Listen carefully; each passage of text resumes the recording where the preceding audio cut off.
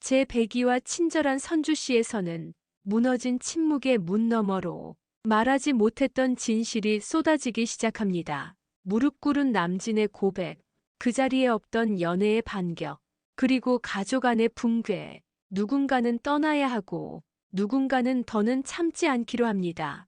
이제는 피할 수 없는 선택만이 남았습니다. 현관문이 열리는 순간 방 안엔 아무도 없었다. 선주는 정적 속을 걸었고 거실은 어색하게 정리돼 있었다. 액자가 기울어져 있었고 컵 하나는 물에 젖어 있었다. 이건 누군가 떠난 흔적, 누군가 기다린 집이었다.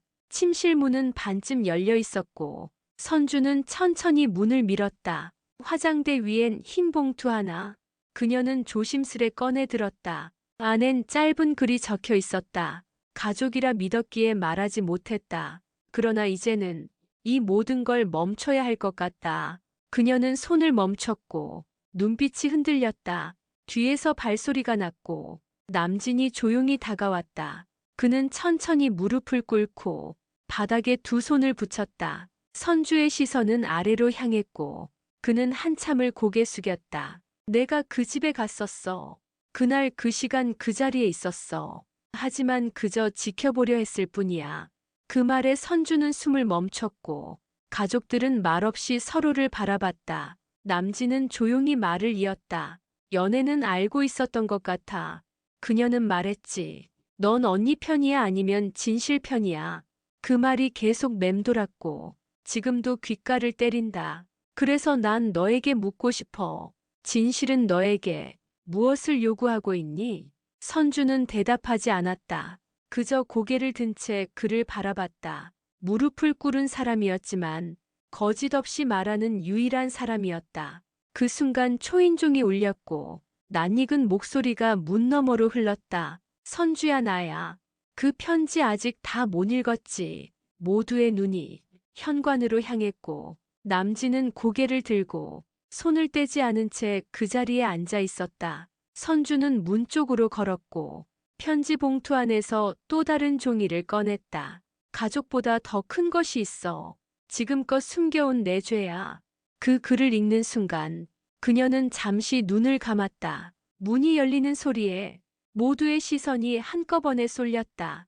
연애는 조용히 걸어 들어왔고 고개를 든 얼굴은 무표정했다. 눈물은 없었지만 입술은 마르고 굳어 있었다. 선주는 천천히 몸을 돌렸고 그녀와 연애의 눈이 마주쳤다. 남진은 아직 무릎을 꿇은 채 고개를 들지 못하고 있었다. 엄마는 손을 잡고 벌벌 떨었고 아버지는 말없이 서 있었다. 연애는 가족 하나하나의 얼굴을 하나씩 천천히 바라봤다. 그러곤 고개를 숙이며 짧고 낮은 목소리로 말했다. 다 내가 잘못한 일이야. 누구 탓도 아니야. 나만의 죄야. 그 말이 끝나자 공기마저 무거워졌다. 선주는 앞으로 한 걸음 나아갔다.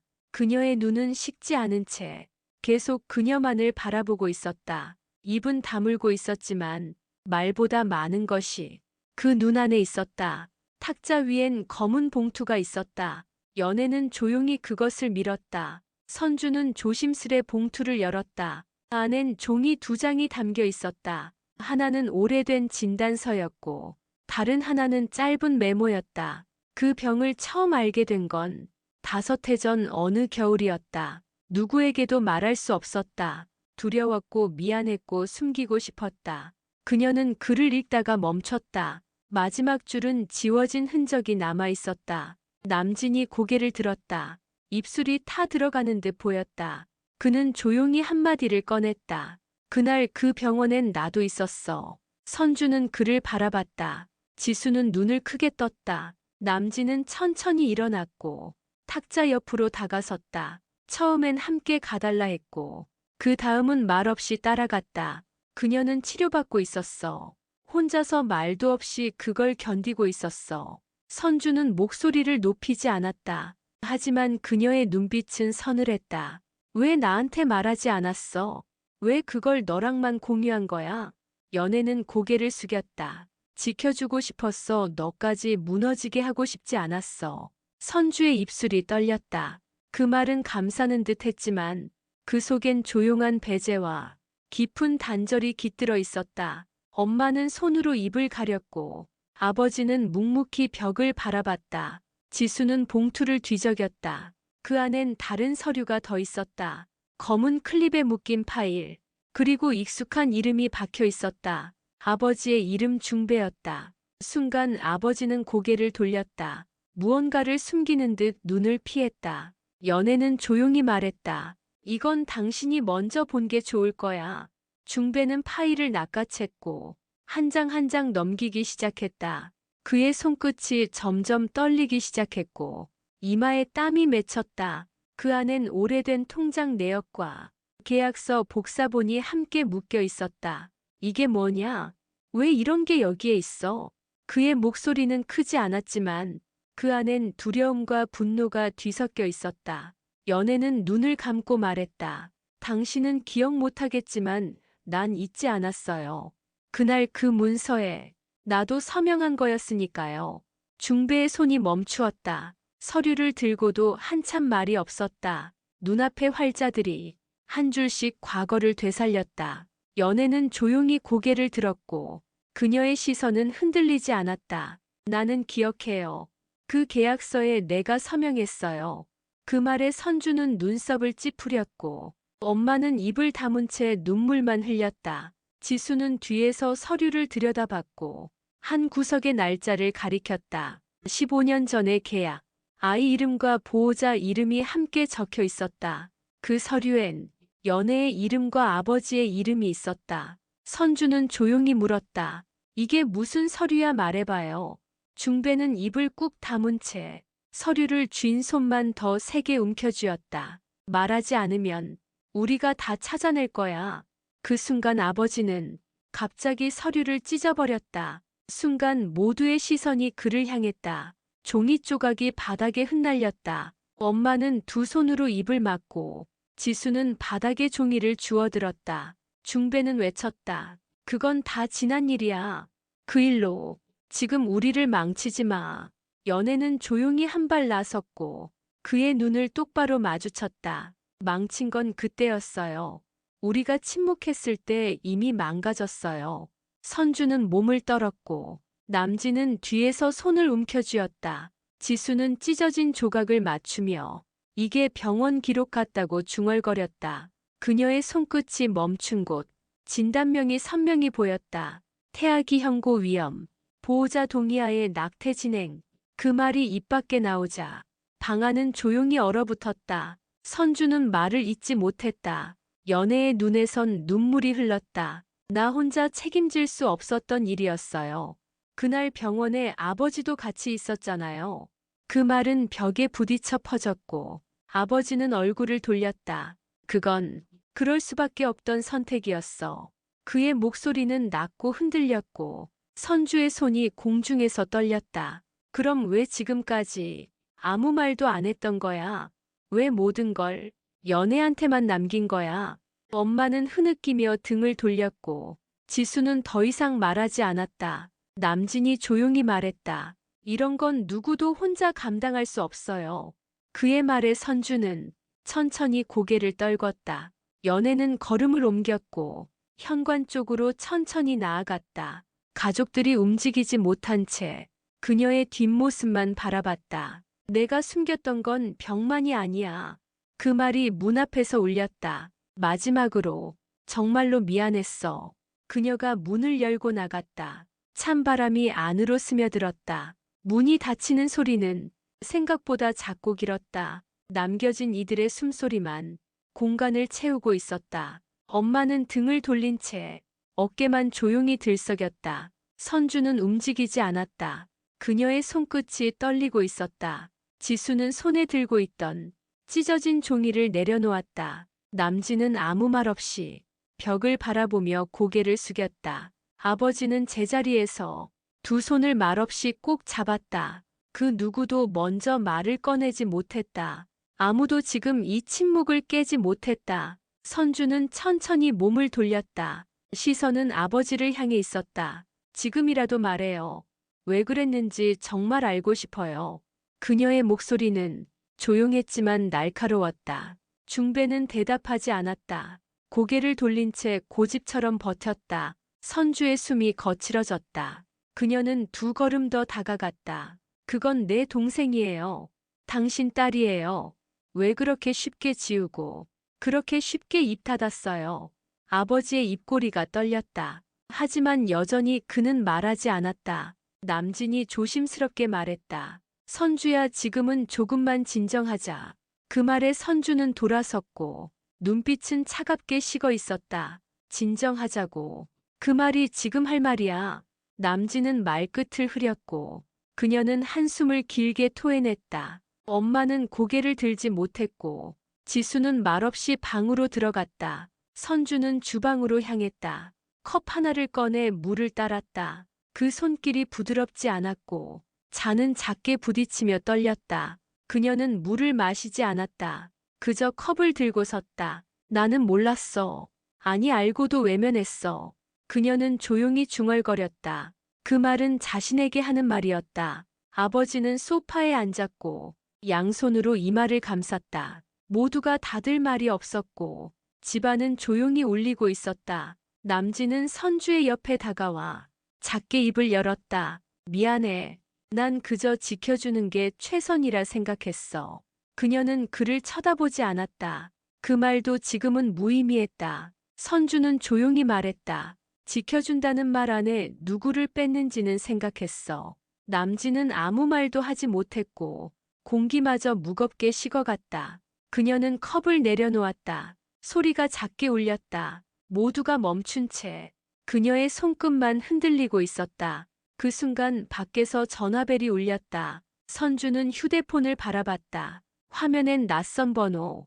그녀는 한참을 망설였다. 결국 통화를 받지 않았고 그 전화는 끊기지 않았다. 계속 울리는 진동. 선주는 천천히 벽을 응시했다. 그 소리마저 이 집에 남겨진 유일한 진실처럼 느껴졌다.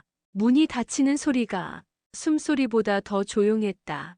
연애가 떠난 자리에 말 없는 무게만 남았다. 엄마는 등을 돌린 채 작게 어깨를 떨고 있었다. 선주는 침묵 속에서 입술만 굳게 다물고 섰다. 지수는 종이 조각들을 탁자에 내려놓았다. 남진은 바닥만 바라봤고 중배는 팔짱을 끼고 서 있었다. 누구도 먼저 말하지 않았고 시간만 천천히 흘러갔다. 선주는 고개를 들었다. 시선은 곧장 아버지를 향했다.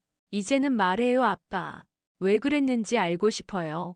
그녀의 눈빛은 더 이상 흔들리지 않았다. 중배는 대답 없이 턱을 굳게 다문 채 버텼다. 지켜주려 했단 말. 그 말로는 부족해요. 그녀는 앞으로 다가갔다. 두 발자국으로 거리를 좁혔다. 연애는 혼자였어요. 그 모든 걸 혼자 삼켰어요. 왜 우리는 몰랐을까요? 왜 그렇게 만든 거예요? 중배의 입가가 떨렸다. 하지만 끝내 입을 열지 않았다. 그 순간 남진이 말했다. 선주야, 조금만 진정하자. 그녀는 천천히 고개를 돌렸다. 그 말에 눈빛이 식어갔다. 진정이라 말하지 마요. 그건 지금 할 말이 아니야. 남진은 말끝을 흐렸고 선주는 깊은 숨을 내쉬었다. 엄마는 고개를 숙이고 지수는 조용히 방으로 들어갔다. 선주는 부엌으로 향했다. 찬장에서 컵을 꺼냈다. 물은 천천히 따라졌고 잔끝이 떨려 소리를 냈다. 그녀는 물을 마시지 않았다. 그저 잔을 든 채 멈췄다. 나는 몰랐던 게 아니라 외면했던 것 같아. 그녀의 중얼거림은 공기 속에 흩어졌다. 중배는 소파에 주저앉아 두 손으로 이마를 감쌌다. 말이 없는 집안에 잔잔한 숨결만 맴돌았다. 남진은 그녀 옆으로 다가와 입을 열었다. 내가 지켜준다고 생각했던 걸까봐 미안해. 선주는 그를 보지 않았다. 말보다 무거운 감정이 있었다. 그녀는 낮게 말했다. 지킨다는 말 안엔 나도 없었지. 남진은 아무 말도 못했고 공기마저 무거워졌다. 그녀는 컵을 내려놓았다. 잔은 탁자 위에서 작게 떨렸다. 그때 전화 진동이 울렸다. 휴대폰 화면이 깜빡였다. 모르는 번호가 떴고 그녀는 망설이며 바라봤다. 그 전화는 끊기지 않았고 진동은 계속 울려댔다. 누구도 움직이지 않았고 그 소리만 더 선명해졌다. 그녀는 결국 받지 않았고 휴대폰을 천천히 내려두었다. 그 침묵 속에서 아무도 숨을 크게 쉬지 않았다. 전화벨이 또 울렸다.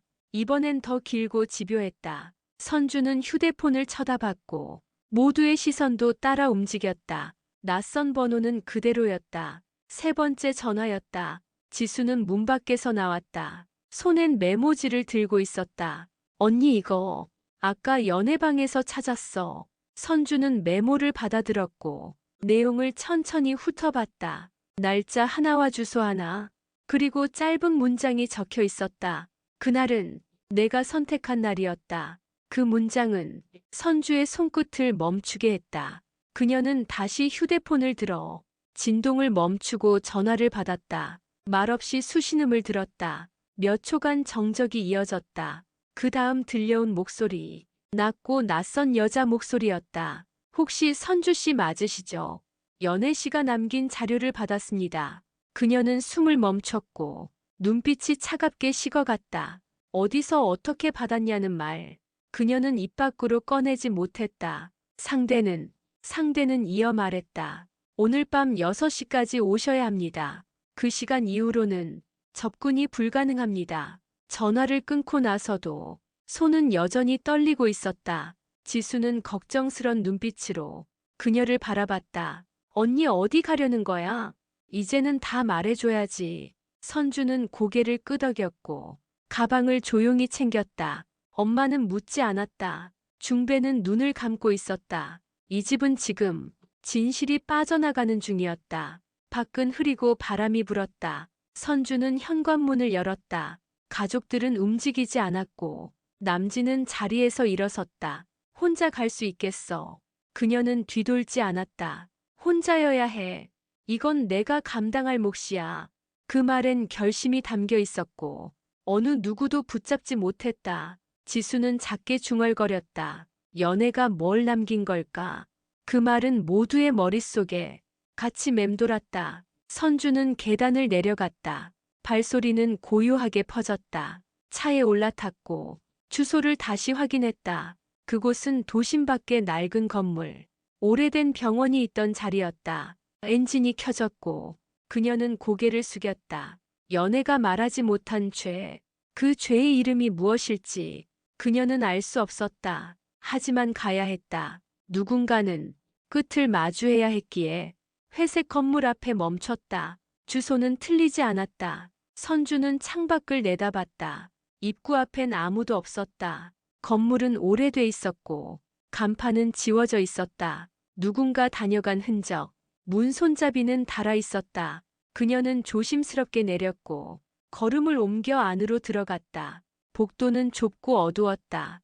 불빛은 형광등 하나뿐이었다. 구석에 조용히 놓인 문, 그 문 위엔 작은 팻말이 있었다. 기록 보관실.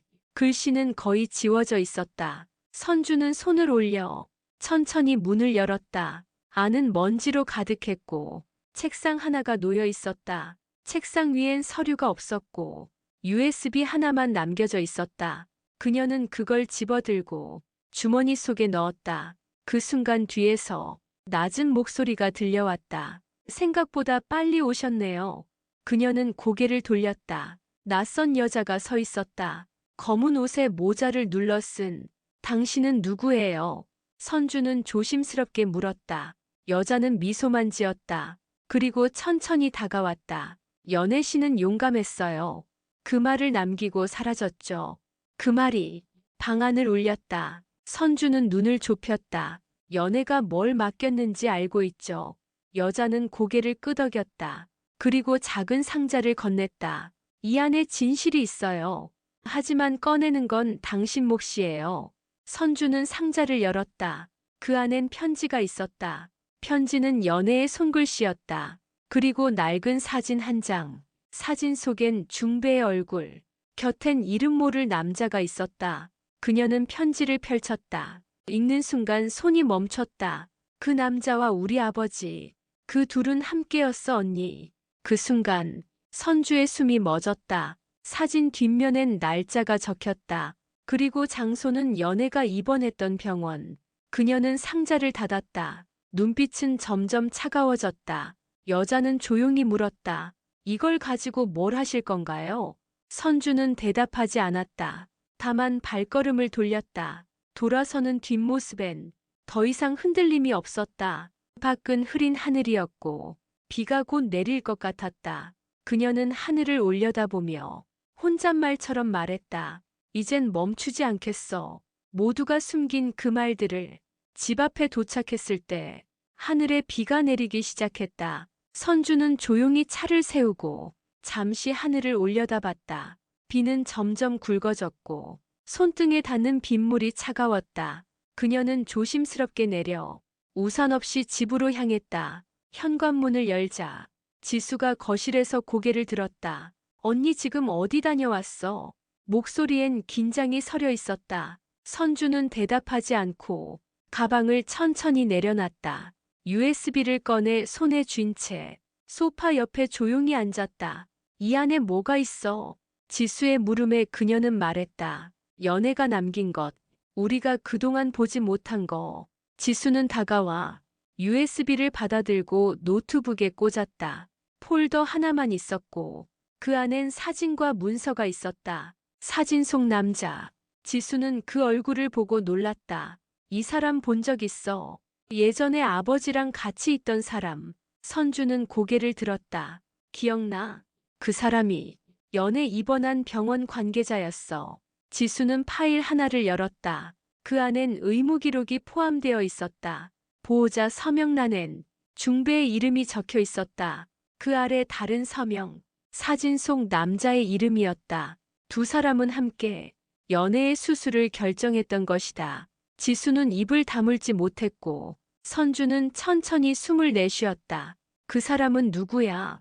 왜 그 기록엔 같이 등장한 거야? 그건 우리가 아직 모르는 이야기야.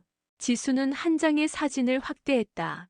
거기엔 회사 로고가 찍혀 있었다. 선주는 순간 멈췄다. 그건 아버지가 다니던 건설사 로고였다. 그녀는 조용히 말했다. 우린 지금 가족보다 더 깊은 데까지 왔어. 지수는 손을 떼며 말했다. 이걸 들고 어떻게 할 거야? 선주는 노트북을 덮고 사진을 USB에 다시 담았다. 누구한테도 말하지 마. 이건 지금 내가 먼저 움직여야 해. 그녀는 다시 자리에서 일어났고 방으로 들어가 상자를 꺼냈다. 그 안엔 연애가 남긴 메모가 더 있었다. 회사 로고 아래 적힌 문구, 회의실 기록 보관함. 지수는 그걸 보며 물었다. 그럼 지금 회사에 간다는 거야? 선주는 고개를 끄덕였다. 아버지가 아직도 출입 가능한 곳이야. 그 기록, 누군가는 먼저 없애려 할 거야. 지수는 걱정스런 얼굴로 그녀의 손을 붙잡았다. 혼자 가지 마. 이번엔 나도 같이 가고 싶어. 선주는 잠시 망설이다. 조용히 고개를 끄덕였다. 이제부터는 숨길 수 없으니까. 밖에 비는 점점 거세졌고 그 밤은 길게 이어졌다. 건물 안은 어두웠다. 야간 조명만 벽을 비추고 있었다. 선주는 엘리베이터를 타지 않았다. 지수와 함께 계단을 오르기 시작했다. 밤 공기가 가슴을 눌렀고 발소리는 복도에 길게 울렸다. 사무실 문은 닫혀 있었다. 지수는 조심스레 손잡이를 돌렸다.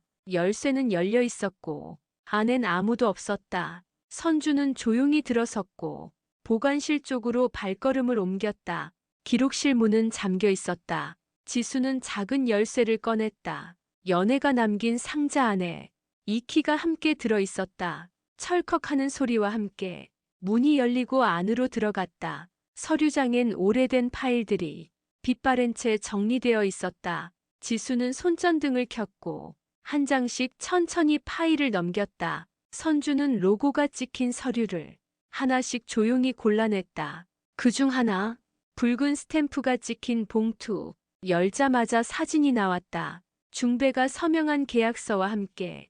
그리고 사진 한 장 더. 사진 속엔 연애가 있었고 그녀 옆에 병원복을 입은 남자. 그 얼굴은 선주가 USB에서 본 인물이었다. 선주가 USB에서 본 인물이었다. 지수는 놀란 눈으로 물었다. 이 사람 정말 병원 관계자 맞아? 선주는 고개를 끄덕였다. 하지만 그게 전부는 아닐 거야. 지수는 파일 하나를 더 펼쳤다. 그 안엔 회사 내 보고서가 있었다. 그 보고서엔 중배의 이름이 자문위원으로 적혀 있었다. 선주는 말없이 그것을 집어 가방에 조심히 넣었다. 그 순간 문 밖에서 인기척이 들렸다. 둘은 동시에 숨을 멈췄고 불빛을 껐다. 누군가 다가오는 발걸음. 중배였다. 그는 어둠 속에서 핸드폰 불빛을 켜고 안을 비췄다. 선주는 벽 뒤에 몸을 숨겼고 지수는 숨을 죽이고 있었다. 중배는 잠시 문 앞에 섰다. 그리고 열쇠로 문을 열었다. 그가 들어서려는 순간 지수의 발이 살짝 움직였다. 소리가 났고 중배가 고개를 돌렸다. 누구야, 거기 누구 있어? 그의 목소리가 날카로웠다. 선주는 조용히 손을 들어 지수를 막았다. 그들은 몸을 낮춘 채 서류장을 뒤로 숨었다. 중배는 안으로 들어와 무언가를 찾기 시작했다. 그가 꺼낸 파일은 선주가 방금 숨긴 바로 그 파일이었다. 하지만 그는 찾지 못했다. 조금 뒤 한숨을 내쉬며 나갔다. 문이 닫히고 조용해진 방 안. 선주는 조심스럽게 몸을 일으켰다. 이제 우리에겐 시간이 없어. 지수는 고개를 끄덕였고 두 사람은 조용히 밖으로 나왔다. 복도엔 아무도 없었고 문을 조용히 닫은 뒤 둘은 밤길을 걸어 차로 돌아갔다. 차 안에서 선주는 중얼거렸다. 그는 이미 알고 있었어. 우리가 찾으러 온 걸. 그도 알고 있었던 거야. 지수는 창밖을 바라봤다. 그럼 이제 어떻게 할 건데? 선주는 조용히 대답했다. 그 파일을 열어서 모두에게 보여줄 거야.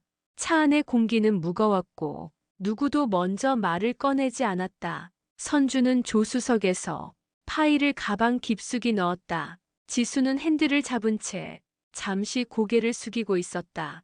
그걸 지금 어떻게 하려고 해? 지수의 목소리는 낮았고 속에는 망설임이 깃들었다. 그걸 열면 아버지는 무너질 수도 있어. 선주는 창밖을 바라봤다. 비는 아직 그치지 않았다. 무너져야 할 건 진실을 숨긴 그 시간들이야. 그녀의 말은 단호했고 지수는 말을 잇지 못했다. 선주는 고개를 돌려 말했다. 나 혼자 할게. 너는 빠져 있어도 돼.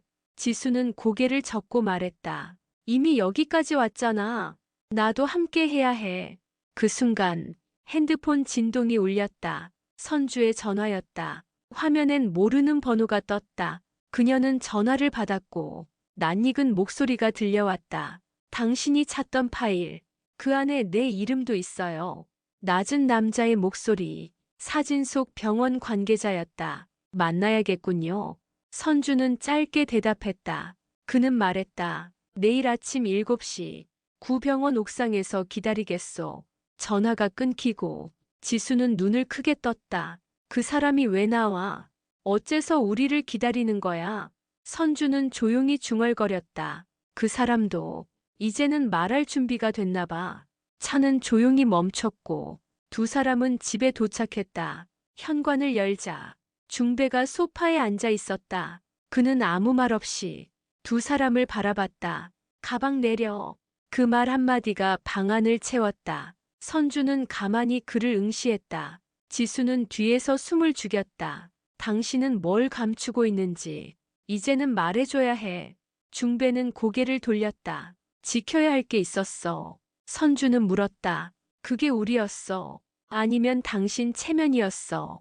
그는 대답하지 않았다. 다만 천천히 자리에서 일어났다. 그 파일, 그건 그 사람에게도 위험한 거야. 지수는 눈을 감았고 선주는 고개를 숙였다. 위험하다는 건 알아.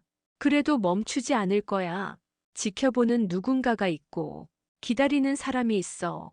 그녀는 조용히 방으로 들어갔고 지수는 그 자리에 남아 있었다. 중배는 딸을 바라보며 말했다. 지수야, 너는 멈춰야 한다. 하지만 지수는 고개를 저었다. 나는 연애 언니 편이야, 아빠. 그 말은 낮고 강했다.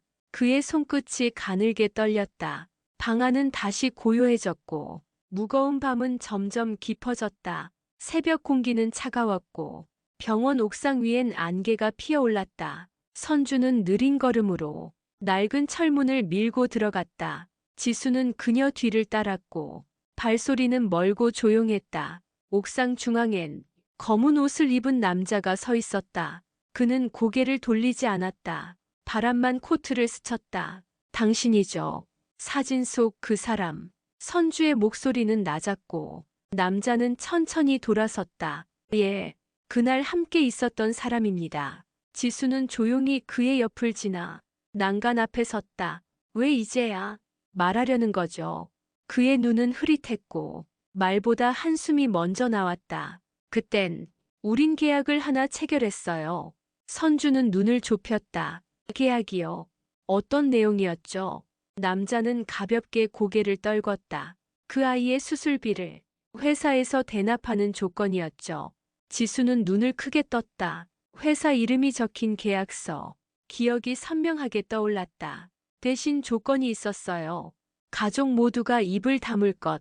선주는 입을 다물었다. 그 말의 무게가 크고 뚜렷했다. 그 계약엔 중배 씨의 서명도 있었어요. 지수는 한 발짝 물러섰고 그의 눈을 제대로 마주했다. 왜 우리에게 말하지 않았나요? 왜 그렇게 오래 숨겼나요? 남자는 멀리 고개를 돌렸다. 그 계약이 끝난 순간 나는 회사를 떠났어요. 그리고 다신 그 누구도 만나지 않았습니다. 선주는 조용히 말했다. 연애는 그걸 감당했어요. 아무 말 없이 혼자.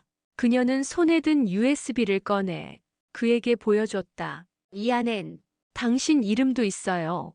그는 손을 내리지 않았다. 그 안의 기록은 이제 내 몫이 아니에요. 그 말을 끝으로 그는 옥상을 떠났다. 선주와 지수만이 남았고 하늘은 서서히 밝아졌다. 지수는 고개를 돌려 말했다. 언니 이제 어떻게 해? 선주는 난간을 바라보며 짧게 대답했다. 이걸 세상 밖으로 꺼낼 거야. 그게 우리가 할 일이야. 집으로 돌아온 두 사람. 차 안은 고요했고 침묵이 흘렀다. 선주는 핸들 위에 손을 얹고 천천히 숨을 내쉬었다. 지수는 옆에서 입술을 깨물고 고개를 떨군 채 아무 말도 하지 않았다. 햇살이 흐리게 스며들었고 두 사람은 동시에 차에서 내렸다. 현관을 여는 손이 유독 무겁게 느껴졌다. 거실엔 중배가 앉아 있었다. 아무 표정 없이 그들을 바라봤다. 다녀왔냐는 말도 없었고 어떤 감정도 드러나지 않았다. 지수는 그의 눈을 피했고 선주는 먼저 말을 꺼냈다. 우린 다 알아버렸어요. 아빠가 지운 진실도요. 중배는 고개를 숙이지 않았다. 내가 했던 선택엔 나름의 이유가 있었다. 지수는 그 말에 참아왔던 감정을 터뜨렸다. 그 이유가 왜 연애 언니만 감당해야 했는데요? 아빠는 아무것도 잃지 않았잖아. 아무 말도 하지 않고 있었잖아요. 그녀의 눈엔 눈물이 맺혔고 목소리는 떨리기 시작했다. 우리는 가족이잖아요. 왜 혼자만 그 진실을 품고 있어요? 중배는 손을 꼭 쥐었고 등받이에 등을 기댔다. 가족이라서 말 못했던 거야. 가족이었기에 더 지우고 싶었어. 선주는 한 걸음 앞으로 나섰고 그를 내려다보며 말했다. 지우고 싶은 게 아니라 감춰온 거였죠. 그게 무서워서 우리를 방패로 쓴 거잖아요. 중배는 눈을 감았다. 그 말은 맞았다. 그리고 아팠다. 지수는 벽에 기댄 채 조용히 울음을 삼켰다. 그동안 너무 많은 걸 연애 언니에게만 기대고 있었던 것 같아. 선주는 그 곁에 다가가 조용히 등을 토닥였다. 지금부터라도 우리가 해야 할 일이 있어. 그녀는 USB를 꺼내 탁자 위에 올려놓았다.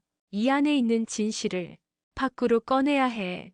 중배는 그걸 바라보다 입을 열었다. 그걸 공개하면 너희 둘만 다치는 게 아니야.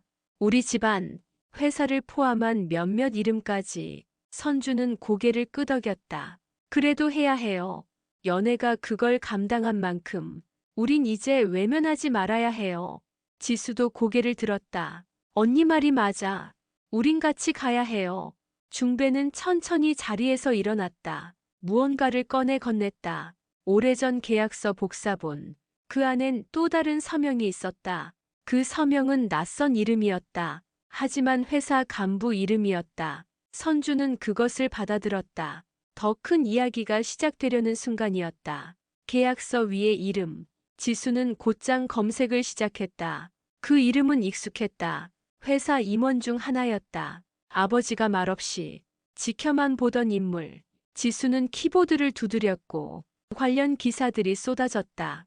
그는 최근까지 내부 감사팀을 맡고 있었다. 선주는 그 이름을 읊으며 서서히 입술을 굳혔다. 연애를 책임진 의사, 그리고 계약서의 서명자, 모두 같은 조직 안에 있었다. 같은 날짜로 이어진 계약들. 지수는 노트북을 닫았다. 이제 더는 참을 수 없어. 그녀는 자리에서 일어났다. 선주는 눈빛만으로 막으려 했다. 지수는 고개를 저으며 말했다. 이건 내가 할 수 있어. 나만의 방식으로. 그 말에 선주는 작게 고개를 끄덕였다. 지수는 방 안으로 들어가 작업용 카메라를 꺼냈다. USB에 담긴 자료, 그리고 연애의 편지를 함께 펼쳤다. 조명을 켰고 마이크를 테스트했다. 그녀는 카메라 앞에 앉아 천천히 말을 꺼냈다. 이 영상은 누구에게도 허락받지 않고 올리는 겁니다. 하지만 이건 누군가가 알았어야 할 이야기예요.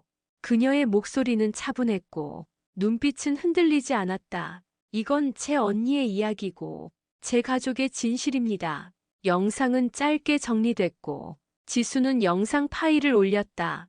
그 순간 알림이 울렸다. 익명의 메시지가 도착했다. 조심해. 지켜보고 있어. 지수는 화면을 내려놨고 숨을 길게 내쉬었다. 그 시각 다른 방 안. 중배는 누군가에게 전화를 걸고 있었다. 수신음이 길게 울렸고 마침내 목소리가 들려왔다. 오랜만입니다, 회장님. 그는 말없이 침묵했고 중배가 말을 이었다. 아이들이 움직이기 시작했습니다.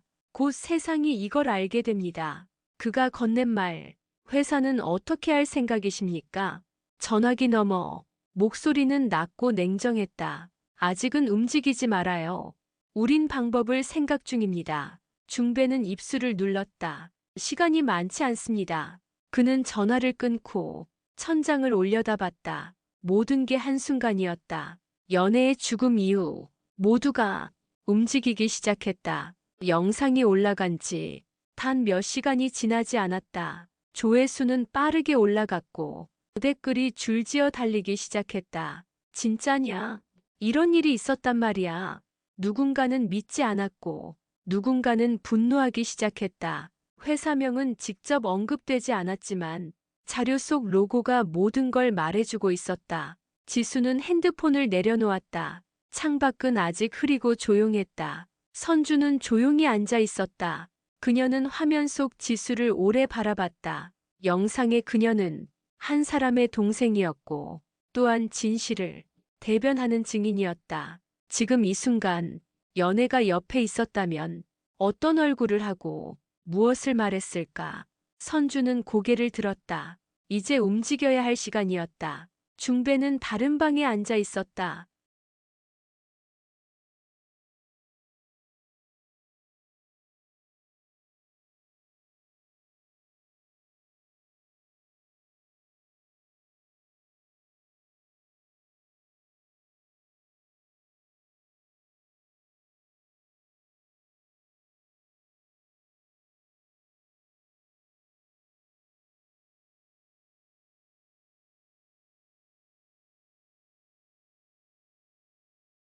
그녀는 화면을 바라보며 중얼거렸다.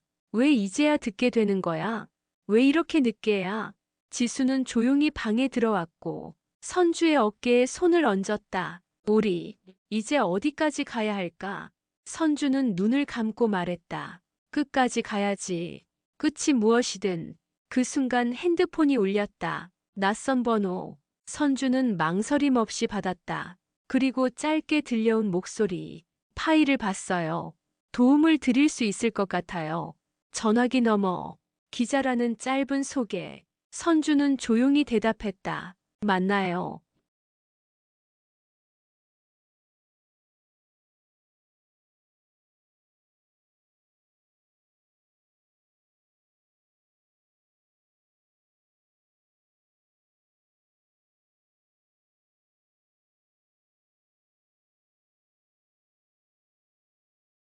그의 말에 선주는 말했다. 그 책임이 두렵다면 연애는 그걸 왜 남겼을까요?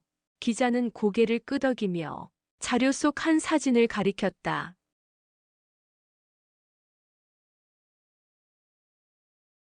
그 반응이 두려웠다면 처음부터 숨기지 않았겠죠. 그녀는 USB를 내밀었다. 여기에 있는 거 당신 손으로 세상에 보여줘요. 기자는 그것을 받아 잠시 망설이다 고개를 끄덕였다. 기사 게재 전엔 사전 인터뷰가 필요합니다. 선주는 고개를 끄덕였고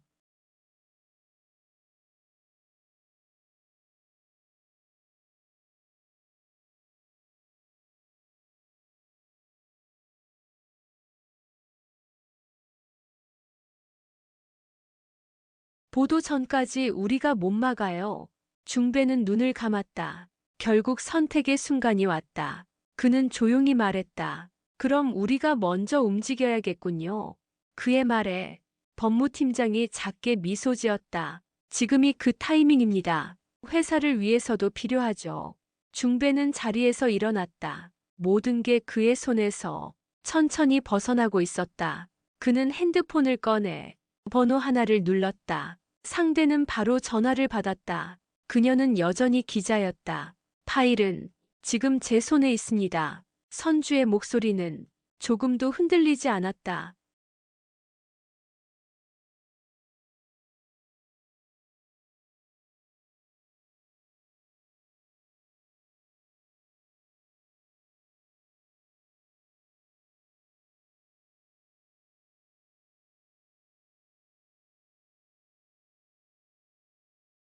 천천히 입을 열었다. 연애는 늘 조용했어요. 자신의 고통을 절대 입 밖에 내지 않았죠. 그녀의 눈동자가 흔들렸고 기자는 수첩을 펴고 적기 시작했다. 그 아이는 가족을 보호하려 했어요. 그게 잘못이었을까요? 아니면 우리의 외면이었을까요? 기자의 손이 멈췄고 눈빛이 무거워졌다. 이 기록은 연애 씨의 사망과 관련 있습니까? 선주는 고개를 끄덕였다. 직접적 증거는 없지만 진실은 문서 안에 있어요. 그녀는 USB를 꺼내 자료의 폴더를 열었다. 계약서, 진단서, 녹취와 사진, 모두가 한 사람을 향하고 있었다. 그 순간 기자의 핸드폰에 알림이 떴다. 회사 측에서 우리 데스크에 항해 공문을 보냈습니다. 선주는 조용히 웃었다. 그럼 제대로 간 거군요. 길을 제대로 찾아가고 있네요. 기자는 화면을 내려놓았다. 우린 이걸 막을 수 없을 겁니다.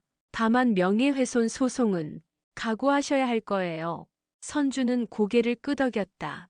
그건 연애가 처음부터 감당하고 떠난 몫이니까요.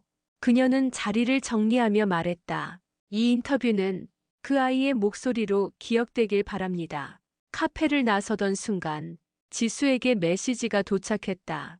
그녀는 가던 발걸음을 멈췄고 휴대폰 화면을 올려다봤다. 모르는 번호였다. 단 하나의 문장만이 적혀 있었다. 멈춰라.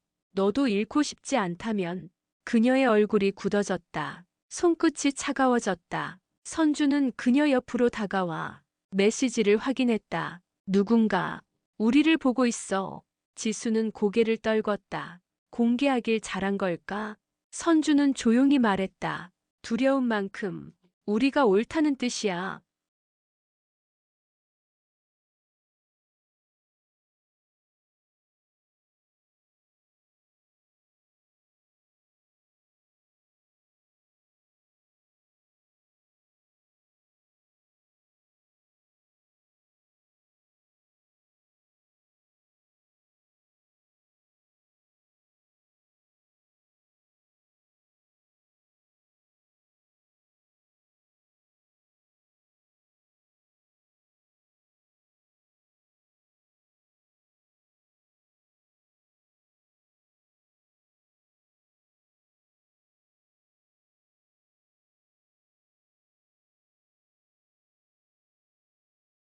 내가 지금 갈게. 통화를 끊자마자 선주는 코트를 걸치고 나섰다. 집안엔 남진이 있었다. 무슨 일인지 묻지도 않고 그녀의 눈빛만으로 알아차렸다. 위험해질 수도 있어. 그 말에 그는 고개를 끄덕였다. 그럼 같이 가. 이번엔 혼자 두지 않을게. 카페 안지수는 핸드폰을 쥐고 창밖을 바라봤다. 남자들은 여전히 서 있었다. 그녀는 조용히 사진을 찍었다. 화면 안 두 사람의 얼굴이 또렷이 담겼다. 선주와 남진이 도착했을 땐 지수는 창가에 조용히 앉아 있었다. 선주는 곧장 그녀의 곁에 섰다. 지수는 사진을 보여줬다.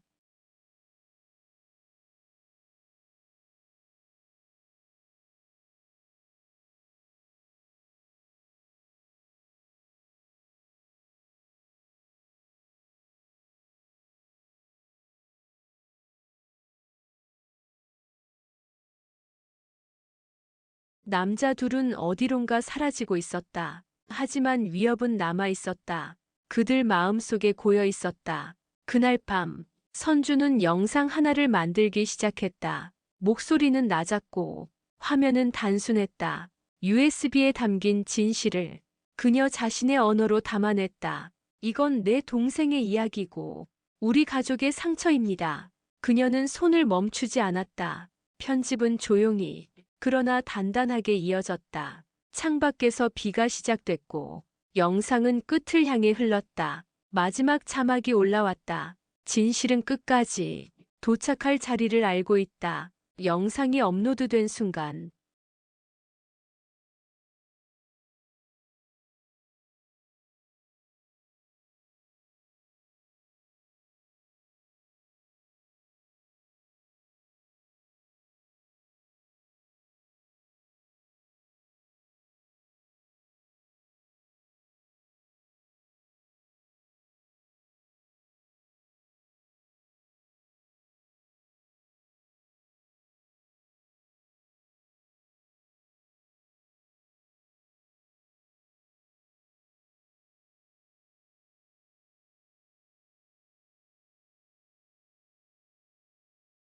한 가족의 침묵.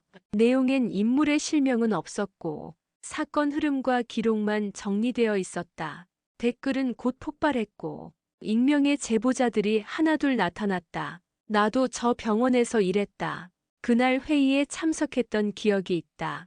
작은 조각들이 쌓여 큰 그림을 그려내기 시작했다. 중배는 회의실로 들어가 회사 임원진과 마주 앉았다. 보도는 이미 퍼졌고 이제 대응만이 남았다. 누군가 말했다. 이걸 전면 부인하자. 이미 자료는 허술하잖아. 다른 한 명은 반대했다. 오히려 역풍이 더 클 수 있어. 중배는 말없이 앉아 있었다. 모두의 시선이 그에게 쏠렸다. 이제 어떤 선택을 해도 누군가는 다칠 것이 분명했다. 그는 조용히 말했다. 우린 지금까지 무엇을 지키려 한 걸까? 침묵이 흐른 뒤 회의는 비공개로 전환됐다. 밤이 찾아왔고 선주는 다시 녹취 파일을 꺼냈다. 연애의 목소리가 흐르고 그녀는 천천히 눈을 감았다. 나는 아직도 모르겠어. 사랑이란 말 안에 무엇이 들어있어야 하는지. 그녀는 녹음을 멈추고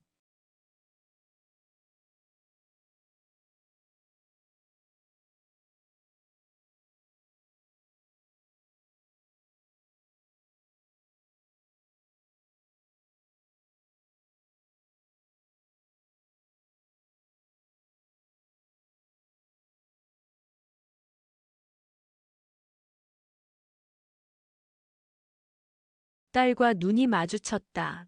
그녀는 놀라지 않았다. 이젠 올 시간이라 생각했으니까. 앉으세요. 할 말이 많습니다. 중배는 무겁게 자리에 앉았다. 그 앞에 USB가 놓여 있었다. 이걸 다 보셨나요? 그의 목소리는 작고 무뎠다. 선주는 고개를 끄덕였다.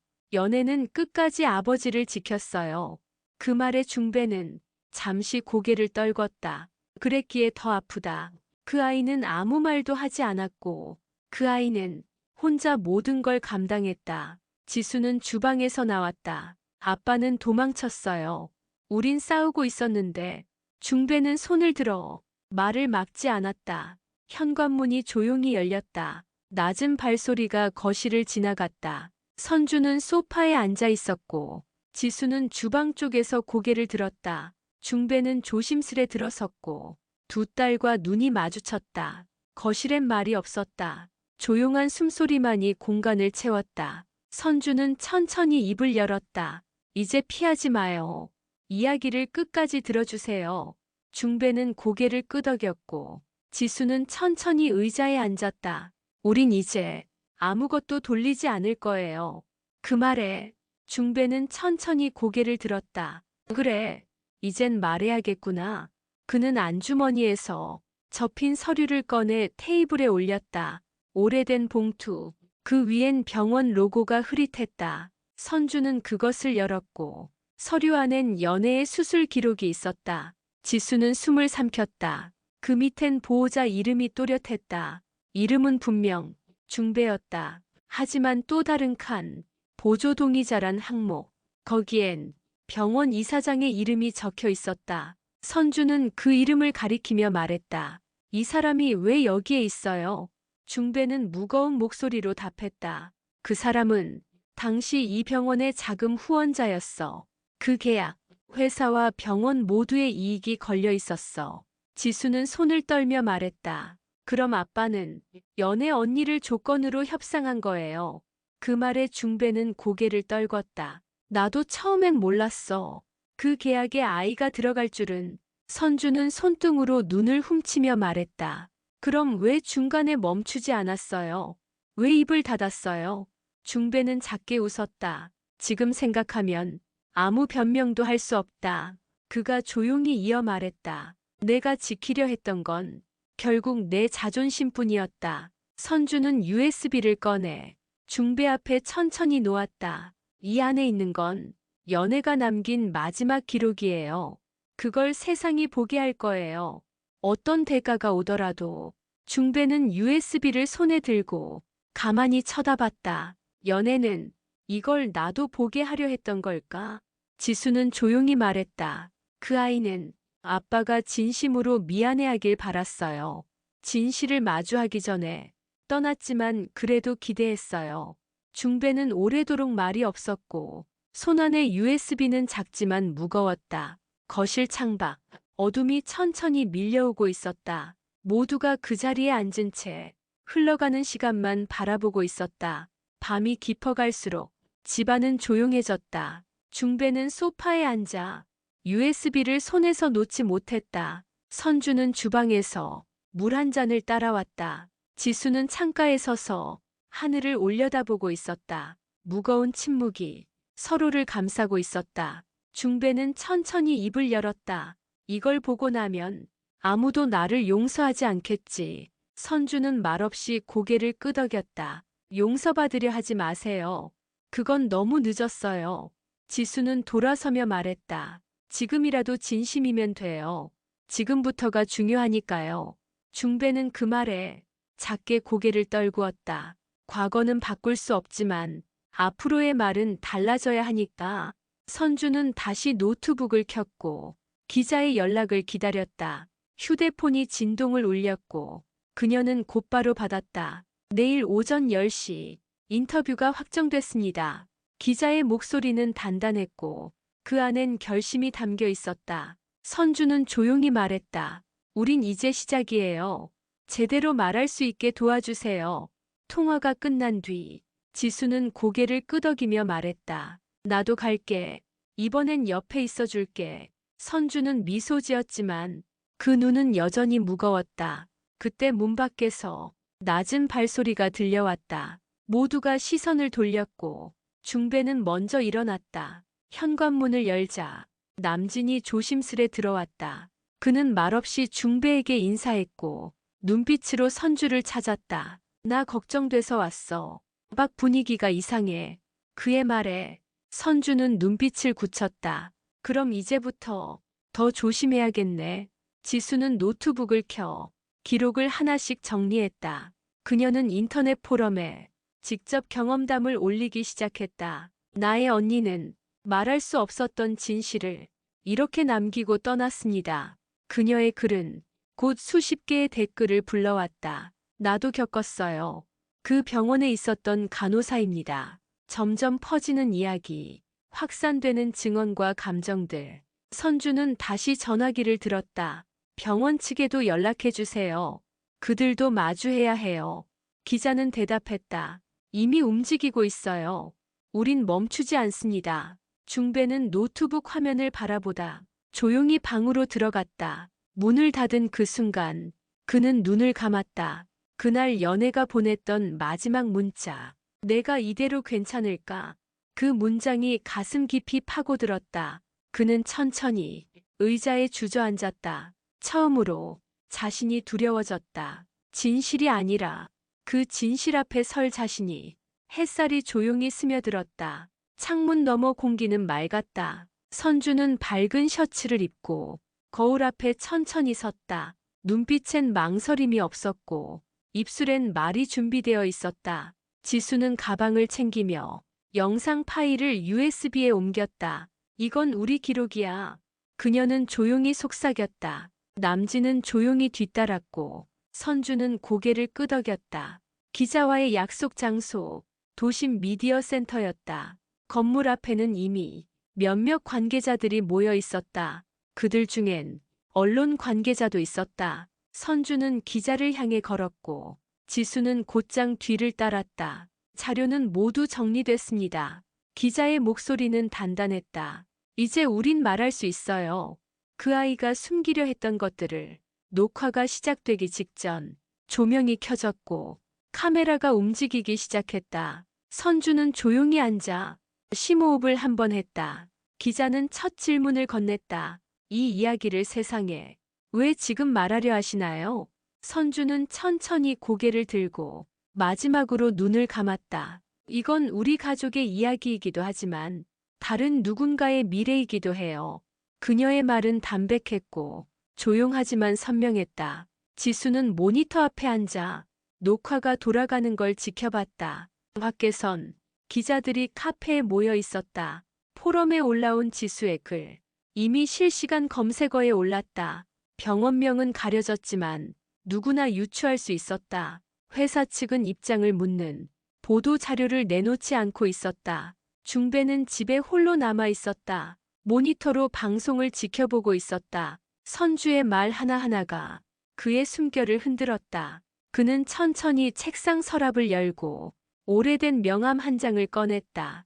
병원 이사장의 이름, 그리고 사라진 동업자의 연락처.